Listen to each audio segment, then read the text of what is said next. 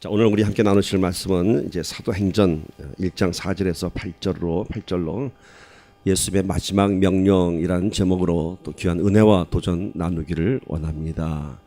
사도행전이 이제 우리 시작되었습니다. 6월부터 우리 한번 기대하는 마음으로 사도행전 말씀 속에 깊이 들어가서 사도들이 어떻게 부흥을 이루었는가, 또 이 초대교회가 어떻게 시작되었는가, 그 신약 성경의 역사서 같은 것이지만 그곳에서 역사하신 성령님의 그 놀라운 장면들을 보면서 우리가 함께 동참하는 귀한 기간 되기를 간절히 소망합니다. 자, 사도행전인데요. 사도행전 누가가 썼죠. 어떻게 사도행전이 어떻게 시작되고 있는가 한번 보도록 합시다. 사도행전 1장 1절부터 3절 한번 보도록 합시다. 한 마음으로 읽습니다. 시작. 데오빌로요, 내가 먼저 쓴 글에는 무릇 예수께서 행하시며 가르치시기를 시작하신부터 그가 택하신 사도들에게 성령으로 명하시고 승천하신 날까지의 일을 기록하였노라. 그가 고난받으신 후에 또한 그들에게 확실한 많은 증거로 친히 살아계심을 나타내사 40일 동안 그들에게 보이시며 하나님 나라의 일을 말씀하시니라. 아멘. 사도행전은 저자인 누가가 데오빌로라고 하는 사람한테 편지를 쓰는 형식으로 시작됩니다. 그러니까 사도행전의 이 기록은 누가가 봤던 그 사도들의 모든 행적들, 초대교회의 시작과 부흥, 이런 모든 기록들을 데오빌로라고 하는 어느 사람한테 보내고 있습니다. 데오빌로가 누구냐 하면은 누가복음에서는 각하라는 호칭이 뒤에 붙습니다. 사도행전은 그냥 데오빌로야 했지만은, 그래서 데오빌로는 누구인지는 정확히 밝혀지지는 않고 있습니다. 그래서 성경학자들은 아마도 예수를 영접한 유대의 총독 중에 누구일 것이다라고 하는 추정을 하고 있습니다. 그리고 누가와는 각별히 개인적으로도 많은 가까운 친분을 갖고 있었고, 그래서 누가가 이 모든 사도행전의 기록을 데오빌로라고 하는 사람한테 전했습니다. 그를 통해서 이 모든 기록이 이제 로마에 전해지고 또 교회 역사서가 되고 있습니다. 자, 먼저 쓴 글에는 하고 시작합니다. 데오빌로에 내가 먼저 쓴 글에는, 이 먼저 쓴 글이 무엇일까요? 누가복음이죠. 누가가 자기가 썼던 그 누가복음 그 뒤에서 이제 사도행전을 기록하면서 누가복음에 내가 무엇을 썼는지, 먼저 쓴 글에는 무엇을 썼는지 간단히 정리하고 있죠. 예수의 가르침에서 또 승천하신 날까지의 일들을 기록했습니다. 여기 보면 분명히 부활 후에 40일을 이 땅에 계시면서 스스로 살아계신 하나님을 증거하고 하나님 나라를 선포하고 그리고 올라가셨다라고 얘기하고 있습니다. 그리고 하고 이제 사도행전이 시작됩니다. 여러분, 사도행전의 위치가 어디와 있습니까? 신약성경을 펼쳐보면 몇 번째 있죠? 마태, 마가, 누가, 요한, 사복음서 끝나고 곧바로 사도행전이 기록되고 있습니다. 사복음서는 뭔가요? 지금 누가가 얘기한 것처럼 내가 먼저 쓴 글에는 하고 얘기한 것처럼 예수 그리스도의 가르침과 또 십자가를 넘어선 부활에 대한 사건을 기록하고 있습니다. 사복음서가 공통적으로 전하고 있는 것은 마태가 본 예수, 마가가 본 예수, 누가가 본 예수, 요한이 본 예수, 그 네 사람의 그런 영적인 안목을 통해서 각기 예수 그리스도의 이 땅에서의 모든 사역과 또 제사장으로 오신 모습, 섬긴 종으로 오신 모습, 왕으로 오신 모습, 여러 가지 모습을 이렇게 기록하고 있습니다. 그러면서 이 사복음서의 결론이 무엇인가요, 여러분? 사복음서의 결론이 부활하고 승천하셨다인가요? 그것은 그 사실에 대한 마지막 결론이고, 마지막 결론이 뭐냐면 예수님께서 떠나시면서 주신 지상 명령이라고 하는 것이 있죠. 그 지상은 땅지자의 위의 상자, 그러니까 땅에서 준 명령, 그런 뜻이 아니라 마지막 이루어야 할 이런 명령을 얘기하고 있습니다. 그래서 그 사복음서의 결론은 우리가 잘 아는 The Great Commandment입니다. 그것이 어디 기록되냐면 마태복음 28장 19절에서 20절이죠. 그렇게 잘 아는 말씀입니다. 그러므로 너희는 가서 모든 민족을 제자로 삼아 아버지의 아들과 성령의 이름으로 세례를 베풀고 내가 너에게 분부한 모든 것을 가르쳐 지키게 하라. 볼지어다 내가 세상 끝날까지 너희와 항상 함께 있으리라 하시니라. 자, 사복음서를 마무리하면서 준 것이 The Great Commandment, 제자들이 감당해야 할 지상 명령입니다. ultimate commandment입니다. 이루어야 할 그런 사명입니다. 자, 사복음서가 이런 지상 명령을 주문해서 끝났다면은 이제 사도행전의 기록은 뭐냐면은 그것이 성취되는 역사의 현장입니다. 말씀이 선포되었고요. 예수님께서 선포되었고 그 말씀이 성취된 것이 사도행전의 역사고 기록입니다. 말씀의 선포가 뭐였나요? 모든 민족을 제자로 삼아서 세례를 베풀고 가르쳐 지키게 하라. 가르쳐 지키게 하라. 물론 이 말씀 갖고 여러 번 설교도 했습니다만은 이런 말씀의 선포가 이제 이루어집니다. 어디서 이루어집니까? 사도행전에 이루어집니다. 초대교회가 세워졌고 폭발적인 전도와 부흥을 볼 수 있습니다. 이렇게 말씀이 선포되었고 그리고 성취되는 그 중간에 아주 중요한 사건이 하나 있습니다. 선포되었고 성취가 됩니다. 그런데 그 사이에 아주 기록적인 사건이 기록되어 있습니다. 그것이 뭔가요? 바로 성령 강림의 사건입니다. 이 사건을 기점으로 해서 이제 사도들은 정말 사도로서의 역할이 시작이 되었고 또 초대교회가 시작이 되었습니다. 선포와 성취의 중간이지만은 사실은 성취의 시작점입니다. 그러니까 성취가 시작되는 것은 어디서부터라고요? 성령이 이 땅에 임하면서 드디어 예수님의 사역이 누구의 사역이 됐나요? 제자들의 사역이 되었습니다. 성경의 주체가 이제 예수님에서부터 사도들로부터 옮겨지는 그러한 과정입니다. 여기에 이 중간 지점에 중요한 사건이 성령이 강림하는 사건입니다. 자, 부활하신 예수님을 만났습니다. 이 땅에 40일간 계셨습니다. 그때 제자들의 마음이 어땠을까요? 와, 정말로 부활하셨네. 다시 사셨네. 지금까지 축 처져 있고 실망했던 제자들입니다. 그런 제자들이 어떻게 됐죠? 부활하신 예수를 만났으니까 이제 마음이 불같이 뜨거워졌습니다. 정말이었구나. 정말 메시아였구나. 죽음이 두렵지 않은 제자들이 되었습니다. 이것을 디베랴 바닷가에서 볼 수 있었죠. 베드로에게 예수님이 뭐라고 하셨죠? 이제는 네가 네 마음대로 다녔지만은 이제 네가 정말 나를 위해 십자가를 질 것이라 라는 말을 비유적으로 말씀하셨습니다. 이제 베드로는 그 죽음이 두렵지 않은 사도가 되었습니다. 그리고 그 후에 어떻게 됐나요? 놀라운 일들이 벌어졌죠. 마음이 뜨거워졌죠. 마음만 뜨거워진 것이 아니라 사도들이 전적으로 변화되었습니다. 여러분, 요한복음에 보면은 예수님을 만나는 사마리아 여인을 우리가 볼 수 있습니다. 근데 사마리아 여인이 예수를 만나고 나서 어떤 행동을 보였죠? 물동이를 집어 던지고 마을로 뛰어들어갔어요. 왜요? 메시아를 만났기 때문이죠. 자신을 너무도 잘 알고 있는 예수 그리스도를 만나면서 그 뜨거워진 마음을 감당할 길이 없어서 마을로 뛰어들어가서 나는 예수를 만났다. 메시아를 만났다라고 전했습니다. 자, 오늘 부활하신 예수를 만나는 제자들의 상태가 바로 이런 상태입니다. 사마리아 여인처럼 이제 정말 주님이 살아오셨구나. 막 뛰쳐나가고 싶었고 죽음이 두렵지 않았습니다. 그런데 예수님께서 뭐라고 말씀하시냐면 1장 4절에서 기다리라고 하십니다. 기다려라. 오늘 말씀 제목이 뭔가요? 예수님의 마지막 명령이죠. 지상 명령하고는 좀 다릅니다. 마태복음 28장 마지막 했던 그 지상 명령과는 또 다른 명령입니다. 그러니까 그 마태복음 기록된 지상 명령은 정말로 제자들이 해야 할 그런 가장 높은 사명이지만은 지금 여기서 오늘 말씀 제목을 다루는 예수의 마지막 명령은 사실은 제가 좀 바꾸고 싶은데 제목을 예수님의 신신당부하시는 그런 명령입니다. 사도행전 1장 4절에서 8절은요, 예수님께서 이 땅에 계시면서 부활하시고 나서 40일 동안 계시다가 이 땅을 떠나시면서 제자들에게 하신 마지막 말씀입니다. 마지막 컨버세이션, 마지막 대화 장면입니다. 근데 이 말씀 안에 예수님께서 신신당부하는 모습이 있습니다. 어떻게 신신당부하시냐면 두 가지의 명령을 내립니다. 마지막 대화에서. 그리고 그 명령에 대한 또 두 가지의 결과를 기록하고 있습니다. 성경의 큰 문학적인 구조가 이렇습니다. 일반적으로 앞에 어떤 조건절이 옵니다. 무슨 뜻이냐면 너희가 만약 이렇게 하면 라는 조건절이 붙죠. 그리고 그 다음에 그리하면 하고 그 조건에 대한 결과가 말씀으로 기록되어 있죠. 많은 말씀들이 그렇죠. 너희가 이리 하면 내가 이렇게 하리라. 이렇게 될 것이라.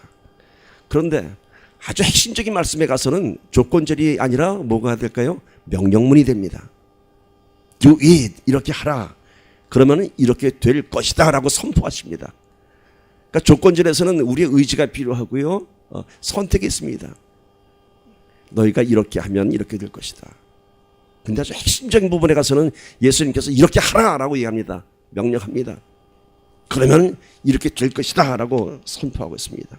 명령문에는 선택의 여지가 없습니다. 그렇게 해야 됩니다.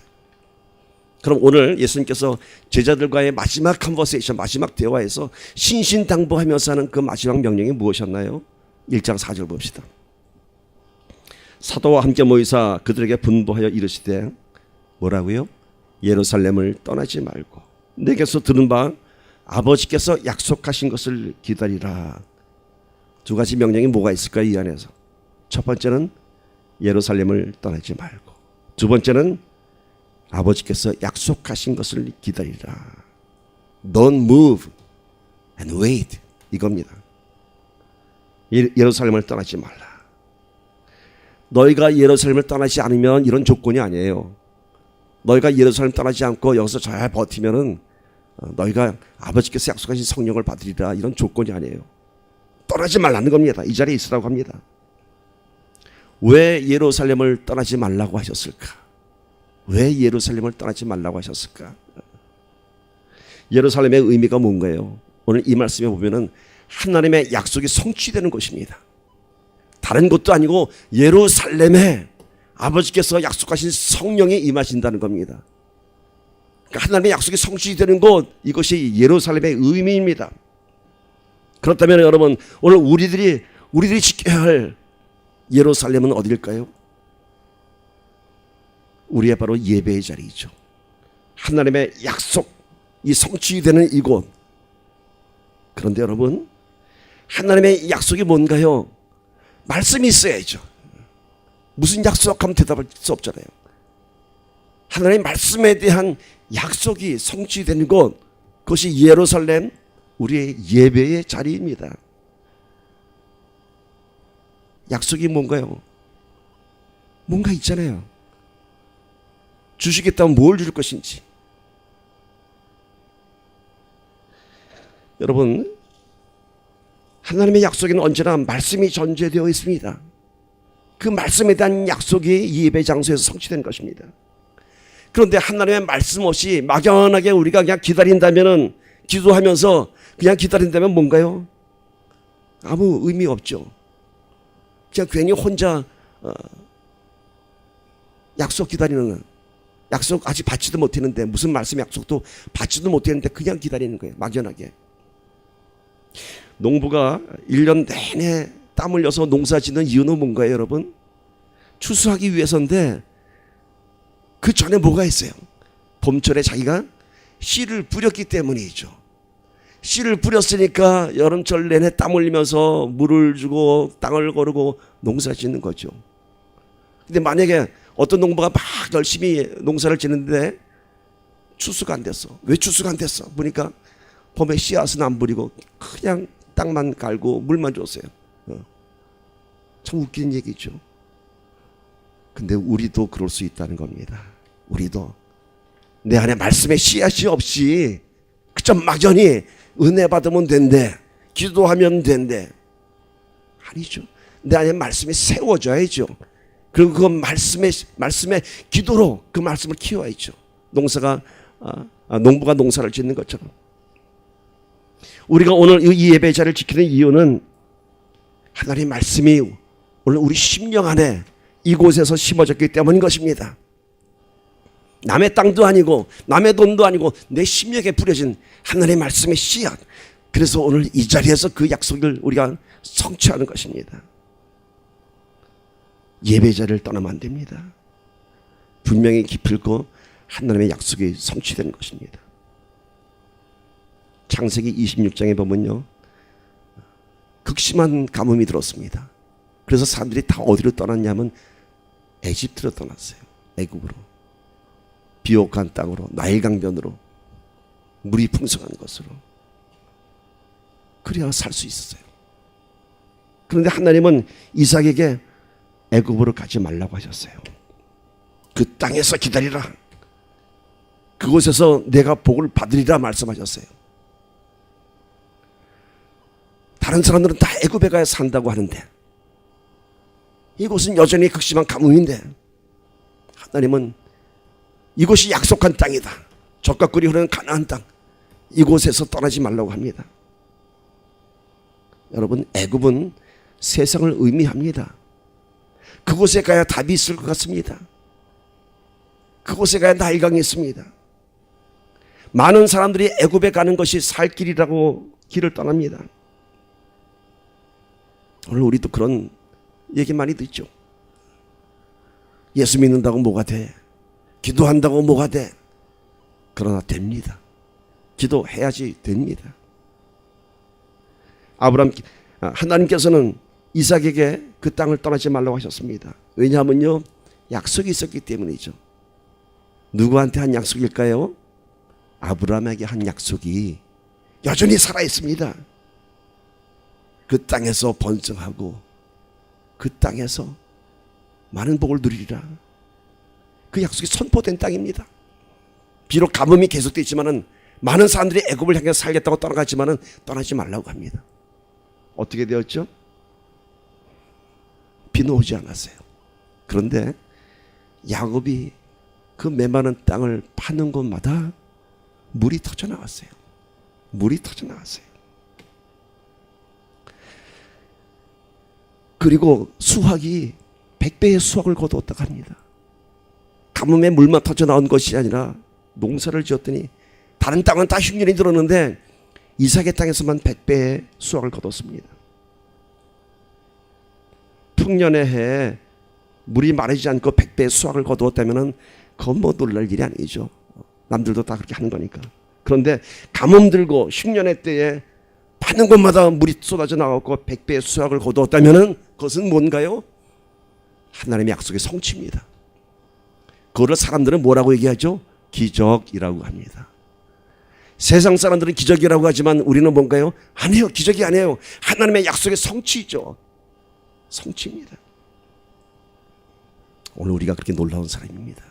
성경의 말씀들이 하나님이 우리에게 주신 약속이고 그 말씀이 내 것이 될 때에 언제가 출소할 수 있는 그런 믿음의 씨앗이 되는 것입니다. 세상 사람들은 기적이지만은 우리는 하나님의 약속이 이루어지는 것입니다. 하나님의 약속은 세상과 전혀 다릅니다. 하나님의 약속은 신실하신 약속입니다. 시편 89편에서 그랬죠. 약속하고 맹세까지 하신다 그랬어요. 누가? 하나님이 참. 맹세한다는 건 되게 신용이 없는 사람들이 맹세한다고 그러죠. 잘 안 믿으니까. 근데 하나님께서 맹세한다고 해요. 왜? 우리 믿음이 연약하니까. 우리가 자꾸 애굽에 가려고 하니까. 우리가 자꾸 하늘만 바라보니까 언제 비가 올까. 우리가 너무 연약하니까 하나님께서 그러시는 거예요. 내가 맹세했어. 내가 맹세했어. 이삭이 하나님의 말씀에 순종해서 애굽을 가지 않고 블레셋 땅에 머물면서 가뭄을 이길 수 있었던 것은 가는 곳마다 파는 곳마다 우문이 터져 나왔습니다. 그래서 그 우문을 달라고 또 내 땅이야 우기는 사람들이 있었죠. 이삭이 뭐라 했죠? 내가 팠어라고 싸우지 않고 줘요. 줘. 오케이. 그리고 다른 걸 땅 파니까 또 물이 터져요. 또 물이 터져요. 이삭이 그 땅을 떠나지 않았던 것은 파니까 물이 나왔던 것을 체험했기 때문입니다. 하나님의 약속이 성취되는 것을 본인이 체험했기 때문에 그 땅을 절대 떠날 수가 없었습니다. 여러분이 파는 우물들, 때로는 작은 우물, 깊은 우물들이 있을 것입니다. 어떤 우물은 여전히 파도 아직도 물이 안 나는 곳이 있을 것입니다. 그래도 우리가 이 자리를 지켜야 하는 이유는 뭔가요? 그래도 우리가 우물을 팔 때마다 주는 은혜가 있기 때문이죠. 마음이 상하고 실족했을 때에, 참 참담할 때에, 견딜 수 없을 때 또 하나님이 살리시는 은혜가 있습니다.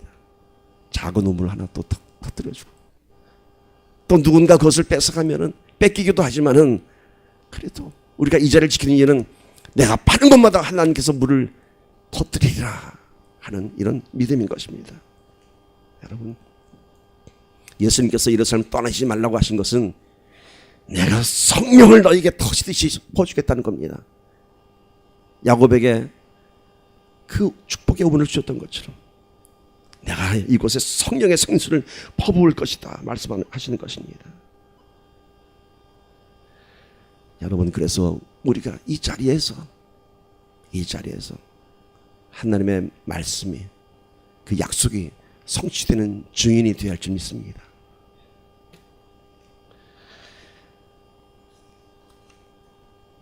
때로는 제가 제 집회를 가거나 또 뭐 선교지를 가거나 가면 다른 곳에서 예배를 드릴 때가 있습니다. 한국에 갈 때면 또 예전 사역했던 큰 교회 가기도 하고요. 참 이상하죠. 우리 이 성전보다 더 멋지고 더 많은 사람들이 몰려들고 참 좋은 시설에 거기서 예배를 드리는데 왠지 마음이 싸합니다. 그 마음은 우리 교회는 언제나 이렇게 될까 하는 그런 마음 아니에요. 무소부지하신 하나님인데 왜 내 집 같지 않은 마음이 들까? 왜일까? 바로 이거죠. 나의 예루살렘. 내 기도가 쌓인 곳, 내 눈물이 쌓인 곳이 나의 예루살렘입니다. 여러분, 그렇지 않아요? 아무리 멋진 호텔 가서 잡아요. 참 좋죠. 시설 참 좋죠. 그래도 우리 뭐라 그러죠? 집 떠나면 고생이야. 그러죠. 집이 제일 좋은 거예요. 비록 단칸방이라도 내 집이 쉴 수 있는 곳이고 내 집이 제일 좋은 곳이에요. 내 집이 아닌 곳에서는 쉼이 없습니다. 우리 은혜 안의 교회가 우리가 쉴 곳이고 우리의 약속이 성취되는 곳, 나의 예루살렘인 줄 믿습니다. 분명히 예수님께서 신신당부하셨어요. 예루살렘을 떠나지 말라. 근데 떠나는 사람들이 있어요. 오늘 우리도 마찬가지입니다. 열심히 기도하던 사람인데, 열심히 은혜 받던 사람인데 어느 날 떠나는 사람을 봅니다. 뭐 다른 교회 간다고 해서 떠난다는 그런 얘기가 아닙니다. 믿음을 잃어버리고 실족하고 방황하는 모습을 볼 수 있습니다. 왜일까요? 신앙에 대한 좌절감, 갈등, 실망감들이 그들을 떠나게 합니다. 그런가 하면은 세상의 유혹이 나를 사로잡습니다. 애굽에 가야 산대. 여기는 가뭄이고 애굽 땅을 가야 나이가 물도 마실 수 있고 거기는 비가 많이 온대. 갈릴리 바닷가에서 다시 그물을 내리는 제자들을 볼 수 있었죠. 예수님 십자가에 못 박혀 죽으시고 제자들은 다 흩어지고 어디 갔죠? 다시 옛날에 고기 잡던 그곳에 가서 터덜터덜 그물 내리는 모습을 볼 수 있었습니다. 신앙에 대한 좌절, 실망감이죠. 엠마오로 내려가는 제자들 어땠죠? 낙향하고 있었어요. 투덜투덜대면서 내 현실이 무너지면은 내 신앙도 무너집니다. 내 현실이 무너지면은 하나님의 약속이 보이지 않습니다. 예배 자리에 앉아 있어도 마음은 딴 곳에 있습니다. 예수님께서 이 땅에서 하신 마지막 명령인데 신신당부하셨어요. 예루살렘을 떠나지 말라고. 예배의 자리, 내 기도의 자리, 나의 집을 지켜야 합니다. 어떠한 상황이 우리를 시험에 들게 하고 세상이 우리를 유혹한다 해도 오직 우리 이 예배의 자리면이 하나님과 나와의 약속, 그 말씀이 성취되는 것입니다. 예루살렘을 떠나는 또 다른 사람들이 있습니다. 아까도 잠깐 얘기했지만 막 뜨거운 열정으로 떠납니다. 은혜가 넘칩니다. 왜? 부활하신 예수를 만났기 때문에. 당시 예루살렘의 분위기가 그랬습니다. 이제는 그 마음이 뜨거워져 왔고요. 부름받아 나서님은 어디든지 가오리다. 그런데 그렇게 막 떠나가고 싶은데 예수님께서 뭐라고 얘기하세요? 떠나지 말고 기다리라 라고 합니다. 90년대 트레세스가 막 불같이 일어났습니다. 그때 어떤 일들이 있었는지 아세요? 너무나 은혜가 뜨거워서 많은 사람들이 트레세스 받고 나면은 신학교 가고 선교사로 나갔습니다. 그런데 그 중에는 다시 돌아온 사람들도 꽤 많았습니다. 어떤 사람들이 돌아왔냐면은 떠날 때는 누구보다 더 뜨거웠어요. 정말 저 사람은 선교지 가서 죽을 줄 알았어요. 정말 저 사람은 훌륭한 주의 종이 될 줄 알았어요. 근데 돌아온 사람들, 어디 가인지도 모르는 사람들, 어떤 사람들이라면 자기 열정으로 간 사람들은 결국 그 자리를 지키지 못했습니다. 사람의 열정은 오래가지 못합니다. 예루살렘을 떠나지 말아야 했던 이유는요, 아버지께서 약속하신 성령을 받고 떠나야 했습니다. 성령 없이 하는 사역에는 능력이 없고 열매가 없습니다. 사람의 열정만 있고 사람의 그런 열심만 있지 열매가 없어요. 성령께서 역사하지 않기 때문에. 그래서 늘 그러죠. 경건의 모양은 있는데 능력이 없다고 합니다. 그 안에 성령이 함께 하시지 않았기 때문입니다. 트레스디아스의 사역의 열매는 다 성령의 열매입니다. 누군가 그러죠. 와, 트레스디아스 프로그램 너무너무 완벽해. 저기 들어가면 은혜 안 받을 사람 없어. 그럽니다. 다 은혜 받고 나옵니다. 물론. 그런데 두 가지 부류가 있습니다. 프로그램에 의한 어떤 감동적인 은혜를 받은 사람은 그게 오래가지 않습니다. 감동이 사라지면 또 제자리 돌아옵니다. 그런데 거기서 성령 받은 사람들은 인생이 변화됩니다. 그 증인 중에 하나가 바로 저입니다. 제 인생이 변했어요. 그 프로그램이 좋아서가 아니죠. 성령께서 나를 깨뜨렸기 때문인 것입니다. 여러분, 프로그램들 얼마나 좋은 게 많은지 아세요? 이제는 막 사람들이 완악해지다 보니까 사람들 감성으로 깨뜨리기 위해서 막 수많은 프로그램들이 막 들어옵니다. 근데 그 프로그램 자체는 능력이 없어요. 그 프로그램은 도구가 되는 것이지 실제는 성령께서 나를 깨뜨려야 합니다. 나를 깨뜨려야 합니다. 성령 없이 그냥 떠나는 것, 뜨거운 마음만 갖고 떠나는 것은 무기 없이 전쟁터에 나가는 것하고 똑같습니다. 무기 없이 전쟁터 나가면 어떻게 될까요? 입으로 빵빵거리다가 총 맞아 죽든지, 무서워하고 돌아오든지, 부상당하고 돌아오든지 그러죠. 전쟁에 나가자마자 싸워보지도 못하고 그냥 부상당하고 오는 군인들이 바로 그냥 아무 생각 없이 뛰어나가는 군인들이 있죠. 그런가 하면 용감하게 싸우고 다시 들어와서 무기를 장전하고 나가는 군인들이 있습니다. 다 훈련받은 군인들이고요. 여러분, 우리는 어떠한 군인인가요? 세상에 나가서 매주 깨지고 넘어지고 무기 없이 나갔다가 그냥 이리 터지고 저리 터지고 돌아와서 하나님 살려주세요. 아니면은 한 주간 성령으로 싸우다가 다시 돌아와서 하나님 다시 성령 충만함을 주세요. 여러분, 세상에 나가서 싸우다 보면요 성령의 충만함이 소멸됩니다. 부닥치다 보면요 자꾸 에너지가 떨어져요. 영적인 에너지가. 그게 항상 있으면 얼마나 좋을까요? 소멸돼요. 성령이 충만함이.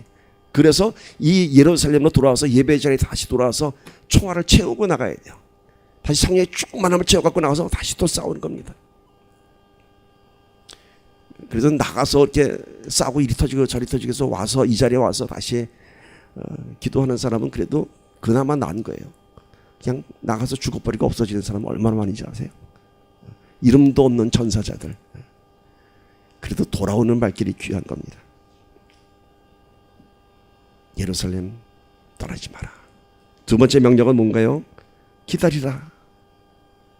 아버지께서 약속하신 것을 받을 때까지 기다리라. 뭔가요? 기다림이에요. 기다림. 기다림의 영성이 있어야 됩니다. 성령의 9가지 열매 중에 이 기다림에 대한 영성이 2가지 있죠. 뭔가요? 오래 참음. 또 하나는 온유함입니다. 왜 온유함이 기다림에 대한 영성일까요? 우리가 보통 보면은 막 기다릴 때 막 조바심 내는 사람들이 있죠. 막 성질이 급하고 막 못 견디고 막 그러죠. 그런가 하면은 아주 편안하게 온유한 마음으로 기다리는 사람이 있습니다. 조바심을 내는 사람들은 대개 그 기다림에 대한 확신이 없습니다. 언제 올까? 이제 올까? 버스 정류장에서도 조금 버스가 안 오면은 오늘 버스 오다가 사고 났나? 오늘 노선 뭐 취소됐나? 막 조바심 냅니다. 그런데 그 버스에 대한 신뢰가 있는 사람은 오지, 올 거야 하고 편안하게 기다립니다. 온유함은 이렇게 확신하는 마음으로, 그 약속이 성취되는 것을 확신하는 마음으로 기다리는 것입니다. 그래서 우리 안에 오래 참는데, 오래 참는 게 중요한 것이 아니라 어떻게 참냐가 중요합니다. 맨날 닥달복달하면서 오래 참으면은 그건 보기 안 좋아요. 오래 참되 온유함으로 참는 것입니다. 그런데 그 온유함은 인간의 성품적인 온유함이 아니라 뭐래요? 하나님에 대한 온유함입니다. 내 기도의 응답이 늦어져도 하나님께 불평하지 않고 원망하지 않고, 우리 하나님은 신실하신 하나님이십니다. 기다려야 한다는 이유가 있겠죠 라고 하는 그런 온유함을 갖는 것입니다. 그때 오는 우리의 응답은 너무너무 놀라운 것이죠. 기다려야 하는 것입니다. 버텨야 됩니다. 여러분, 많은 버스에 시달리면서도 왜 그 많은 버스에서 내리지 않고 버틸까요? 자기 목적지까지 가야 되잖아요. 자기 목적지까지. 많은 버스 탔다가 아이고 힘들어 라고 내리는 사람 없죠. 버티죠. 만원 버스가 사실 요즘은 좀 이렇게 실감이 안 납니다. 저도 옛날 만원 버스를 경험한 세대가 돼서 이제 이런 얘기를 하는 것 같은데, 요즘 너무 다 좌석이 있고 이렇게 편안하죠. 에어컨 나고. 제가 중고등학교 학교 갈 때는요, 완전 버스 타면은 그냥 만원 버스가 아니라 그 안에서 꼼짝달싹도 못해요.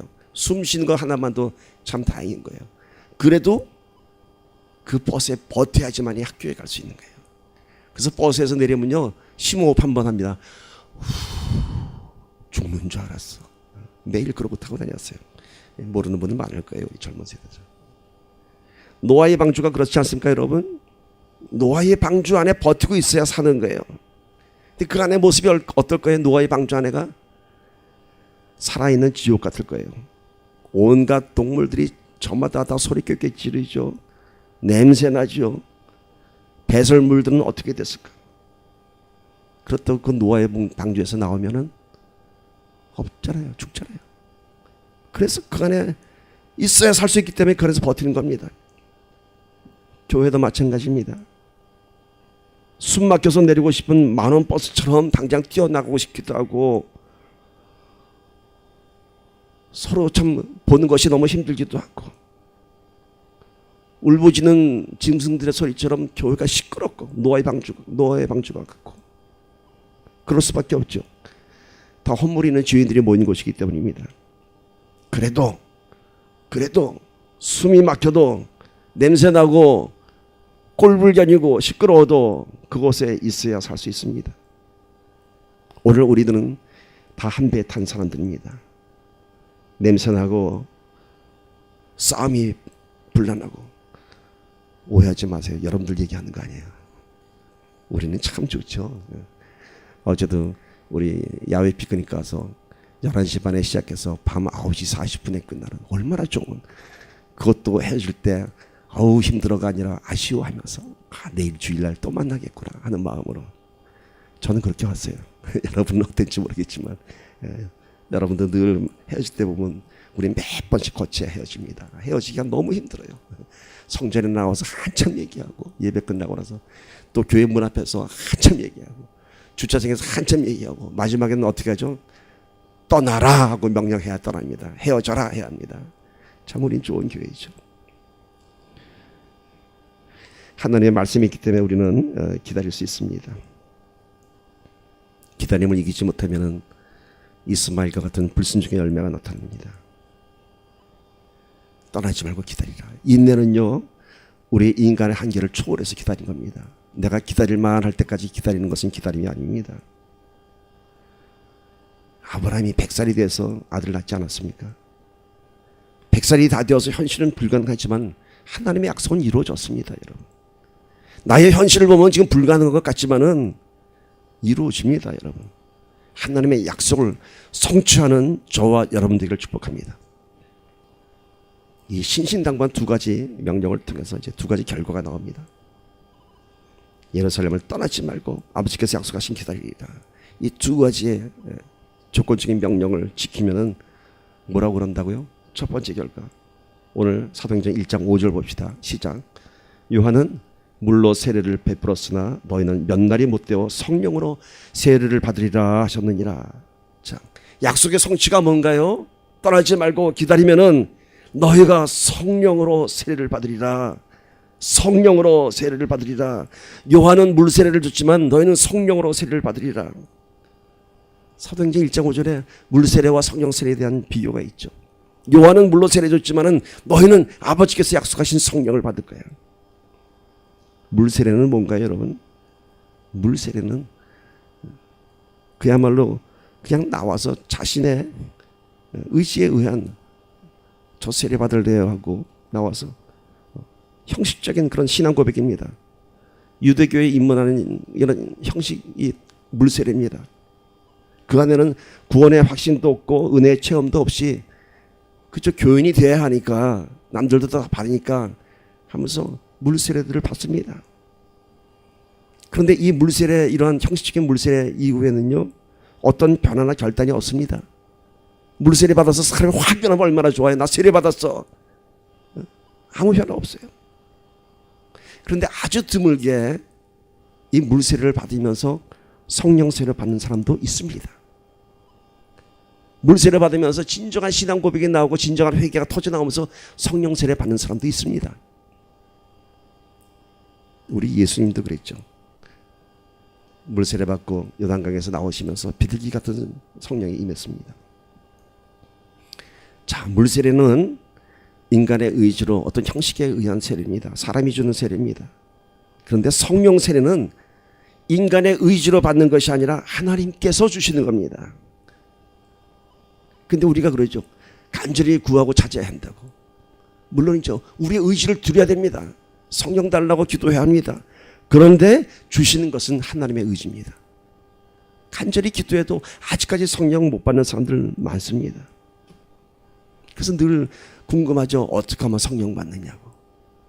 예전에 어떤 집사님은 지갑에 꺼내서 뭘 보여줘요. 봤더니 한문으로 성령 썼어요. 난 부족 보여준 줄 알았어요. 막. 얼마나 사모했으면 지갑에다 성령 써갖고 다녔을까. 안타까운 건 그렇게 사모한데도 성령을 못 받으셨어. 왜일까? 우린 거기에 대한 정확한 답을 할 수 없어요. 성령 세례는 너무나 다양한 모습으로 임하기 때문에 언제 어떻게 해야지 그 성령을 받을 수 있는가에 대한 객관적인 답을 낼 수 없습니다. 오직 하나님의 뜻 가운데 하나님께서 주시는 것입니다. 제자들도 어떻게 받았죠? 오순절날 마가의 다락방에서 불같이 다 받았어요. 함께 기도할 때. 그럼 우리 다 함께 기도하면 성령 받을까요? 아니에요. 바울이 된 사울은 다메섹 강변에서 거룩한 빛 앞에 쓰러지고 나서 그때 성령 받은 거 아니에요. 그때 눈에 덮여지고 주여 누구시니까 나는 너를 핍박하는 예수다. 그때 성령 받지 못했어요. 어디 가서 받았죠? 아나니아에게 가서 안수를 받으라. 또 이방인에게 최초로 임한 고넬료는 어떻게 됐죠? 환상을 보이셨어요. 베드로를 초청해라. 베드로도 환상을 봤어요. 고넬료한테 가라. 그래서 베드로가 거기서 안수하지도 않았어요. 하나님의 말씀을 전할 때에 성령이 임했어요. 다 다릅니다. 성령 세례의 채널과 방법은 다양하지만은 성령 세례를 받은 사람들의 변화는 동일합니다. 그 후는 똑같습니다. 물 세례는 변화가 없지만은 성령 세례는 전 인격적인 변화가 일어납니다. 거듭나게 됩니다. 사도행전은 제자들의 before와 after를 완전히 구분하는 사건입니다. 사도행전에서 비로소 성령 받고 제자들은 진정한 사도가 되었습니다. 자, 그 자리를 떠나지 않고 기다리면 성령을 받으리라. 오늘 우리는 언제 어떻게 받아야 할지 모르지만 중요한 것은 뭔가요? 떠나지 말고 기다리면 하나님의 때에 가장 완벽한 때에 성령이 임하는 것입니다. 두 번째 결과는 뭔가요? 사도행전 1장 8절 그 유명한 말씀이죠. 오직 성령이 너희에게 임하시면 너희가 권능을 받고 예루살렘과 온 유대와 사마리아 땅까지 이르러 내 증인이 되리라 하시니라. 뭐가 된다고요? 권능을 받고 내 증인이 되리라. 어떤 증인? 성령의 능력이 함께하는 증인입니다. 이제 사도행전 3장 보면은 제자들의 첫 번째 이적이 나타납니다. 성전 민문 앞에 앉아있던 안준뱅이를 베드로가 예수의 이름으로 명하니 일어나 걸으라 하니까 일어나 걸었습니다. 그 일로 인해서 하루에 3,000명의 세례를 받고 폭발적인 부흥이 시작되었습니다. 너희가 나의 권능을 받고 내 증인이 되리라. 내 증인이 되라가 아니라 되리라입니다. 될 것이다. 성령이 임하면 예수의 증인이 될 수밖에 없는 것입니다. 내가 증인이 될까 말까가 아니에요. 성령 받으면 증인이 될 수밖에 없어요. 증인은 뭔가요? 가서 전하는 것이 증인이죠. 그때에 예루살렘을 떠나야 합니다. 가서 전해야 할 사명이 있고 떠나야 할 사명이 있습니다. 지상명령은 우리의 열정과 의지로 이루어지는 것이 아니라 성령을 받으면 지상명령을 수행하는 하나님의 증인이 되는 것입니다. 성령 받으면 가만히 있을 수 없습니다. 예루살렘과 온 유대와 사마리아 땅끝까지 나갈 수밖에 없습니다. 성령의 충만함은 폭발적인 초대교회 부흥의 역사를 만들어냈습니다. 오늘 이 성령의 불이 우리에게 다시 한번 뜨겁게 임하기를 간절히 소원합니다. 중요한 사실이 있어요, 여러분. 제자들은 떠나지 말고 기다려야 했지만 우리는 어떤가요, 여러분? 이미 오셨어요. 2000년 전에. 마가의 다락방에 임재하신 그 성령님은 내일 다시 오고 모레 다시 오는 게 아니라 이미 이 땅에 성령은 충만하게 임재하였어요. 우리가 그 성령의 임재를 우리가 받아야 하는 거예요. 그러기 위해서 우리가 간절히 구해야 되고, 어떻게 해야 하는지는 방법은 모르지만 간절히 구할 때 우리가 하나님의 의지 가운데 우리에게 각 사람 모양대로 놀라운 성령의 능력을 주실 줄 믿습니다. 이제 우리 은혜 안의 교회가 이렇게 성령의 불타는 교회가 되기를 간절히 소망합니다.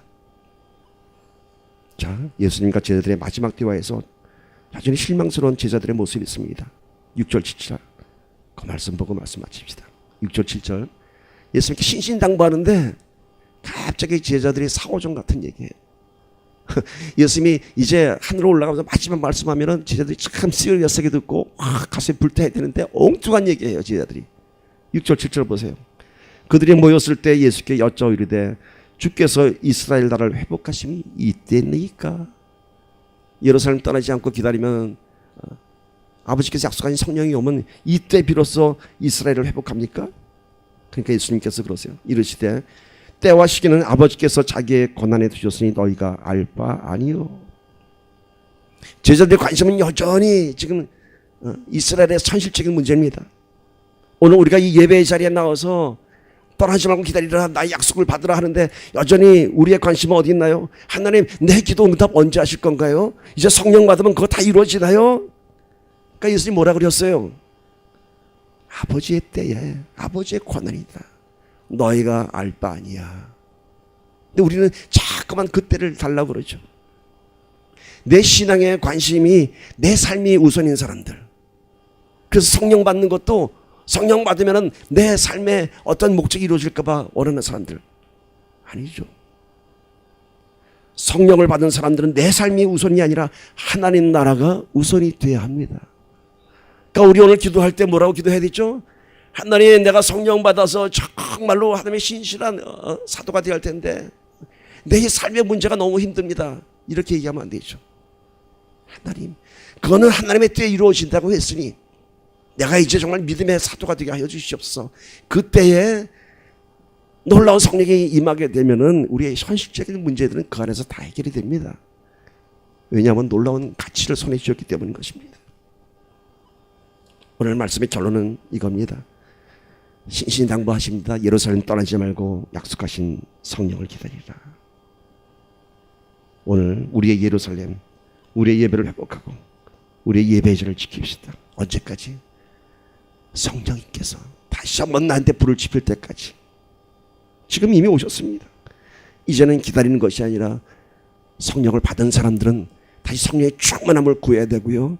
아직 난 성령을 받았는지 안 받았는지 모르겠어요. 확실한 성령의 증인이 될 수 있도록 그렇게 기도합시다. 그러면은 뭐라 그랬죠?